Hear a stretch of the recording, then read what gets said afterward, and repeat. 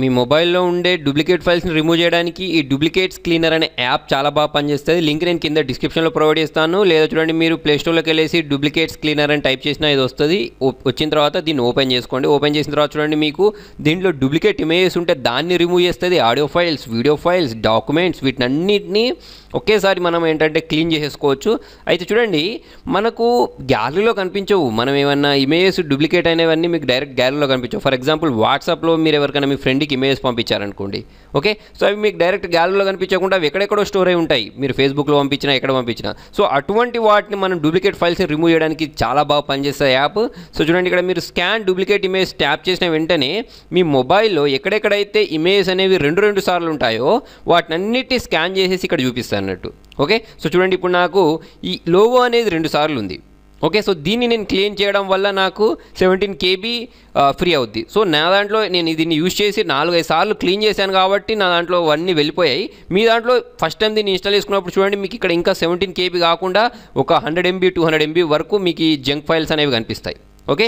So చూడండి, ఇక్కడ నేను ఇక్కడ డిలీట్ బటన్ ప్రెస్ చేసి ఎడ్ బటన్ ప్రెస్ చేస్తే చూడండి, నాకు డూప్లికేట్ ఫైల్ అనేది రిమూవ్ అయిపోయింది. సో ఆ డూప్లికేట్ ఫైల్స్ నా మొబైల్లో ఉన్నా కూడా మనకు లాభం ఏం లేదు కదా, స్టోరేజ్ వేస్ట్ తప్ప, ఓకే.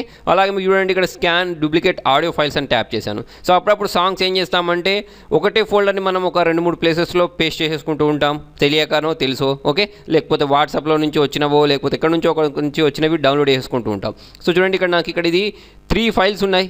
సో 13 MB వేస్ట్ అవుతుంది. సో దీన్ని నేను ఇక్కడ డిలీట్ బటన్ ప్రెస్ చేసి ఎస్ బటన్ ప్రెస్ చేసిన వెంటనే చూడండి, అవి డిలీట్ అయిపోయి ఓన్లీ మెయిన్ ఫైల్స్ మాత్రమే మిగిలిపోయి ఉన్నాయి. అలాగే వీడియో విషయానికి వచ్చినట్టయితే స్కాన్ డూప్లికేట్ వీడియోస్ని నేను ట్యాప్ చేసిన వెంటనే నా మొబైల్లో ఎక్కడెక్కడైతే డూప్లికేట్ వీడియోస్ ఉంటాయో వాటిని అన్నింటినీ స్కాన్ చేసేసి చూపిస్తుంది. సో వాటిని కూడా మనం ఇక్కడ నుంచి ఈజీగా రిమూవ్ చేసుకోవచ్చు. ఇప్పుడు చూడండి, ఇది 2 టైమ్స్ ఉంది, ఇది 2 టైమ్స్ ఉంది, మొత్తం 11 MB ఉంది, ఓకే. సో ఇక్కడ నేను డిలీట్ బటన్ ప్రెస్ చేసి ఎస్ బటన్ ప్రెస్ చేస్తే నాకు చూడండి ఇది కూడా డిలీట్ అయిపోయింది. ఇప్పుడు నాకు ఏంటంటే ఫ్రీ అయిపోయింది, ఓకే. చూడండి, ఇక్కడ 0 చూపిస్తుంది, ఓకే.